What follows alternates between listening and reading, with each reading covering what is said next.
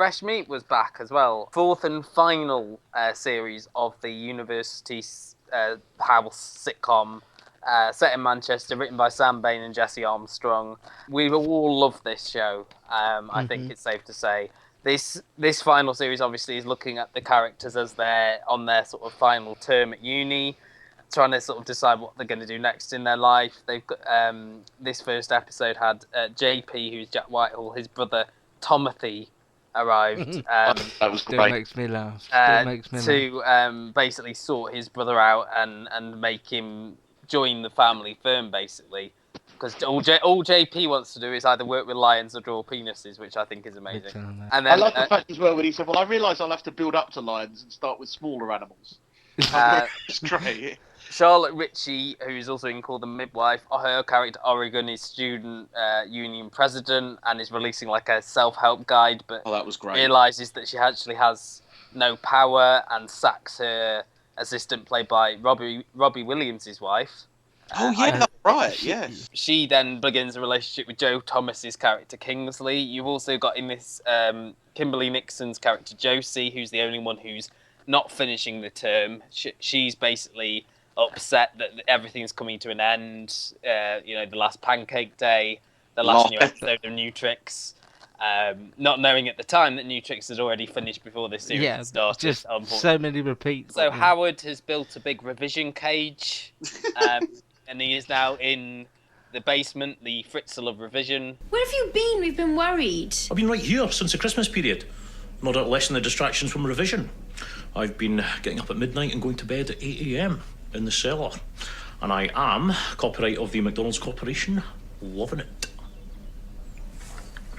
We have a cellar? Now you tell me. And all this time I've been storing my wine in a rack like some accountant. I do. Who is in a lot of debt. She owes a lot of money, and she's also the RAF are after her for some reason. Why are the RAF after you? I don't know. So she decides to become a drug pusher, or as Sabine only gives her one pill, a drug poker. 150 quid for one pill. What does it do? Go a magic beanstalk back to the fucking Hacienda 1990? There will be more VODs. I'm hardly even a drug pusher with one.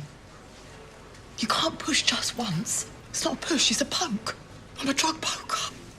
She gives it to Timothy and then learns that the amounts of things in there might not be too good, so... Truth is, I sold your saxophone a dodgy pill and I'm worried he's gonna die. What? It's probably fine, but the lab where they came from just had a few darts. Well, what the hell's in it? Oh, yeah, I don't know. Listen, that. Sabine knocked it up. Sabine? You gave my brother a pill made by Sabine. She's a pharmacologist. If you have hurt this, you could knock a percentile off the GDP. She's called Booper. I might need to be copped to the south. Look, calm down. We don't want your blood pressure to spike. This brain is gold. If you have damaged even a single cell of it, I will sue. Come on, mate. It was just an accident. She thought the pill was safe. Bullshit. It did have a windmill. She's an a-hole. All your housemates are a-holes. The pusher, the no-mark, the Welsh alcoholic, Stigger the dump.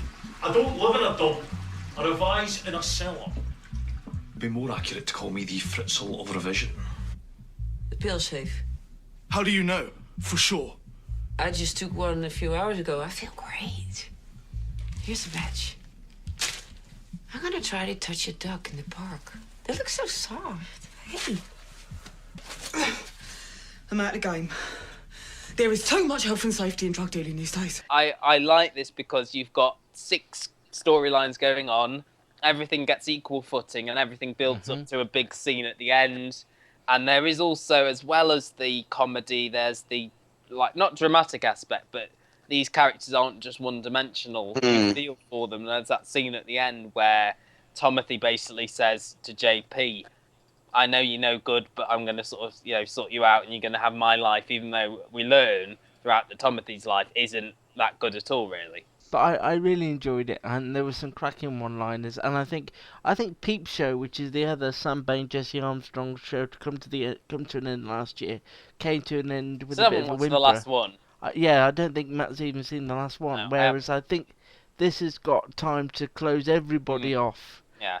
I mean, I don't want to see them all wave goodbye No. to one another. It's not They said it important, was but- really emotional doing the last scene of all of them together because their last scene that they filmed apparently wasn't the last scene because Charlotte Ritchie left. Yeah, they before- don't do it that way. Do No, they? no, but they had to do everything with Charlotte Ritchie because I'm assuming she had to Oh, leave right. before the midwife. So they filmed the last scene, as you said, out of sequence. Yeah. So apparently the last scene that they filmed was something where they're all having to sort of rush across a corridor. So they said it's a bit sort of Scooby-Doo-esque.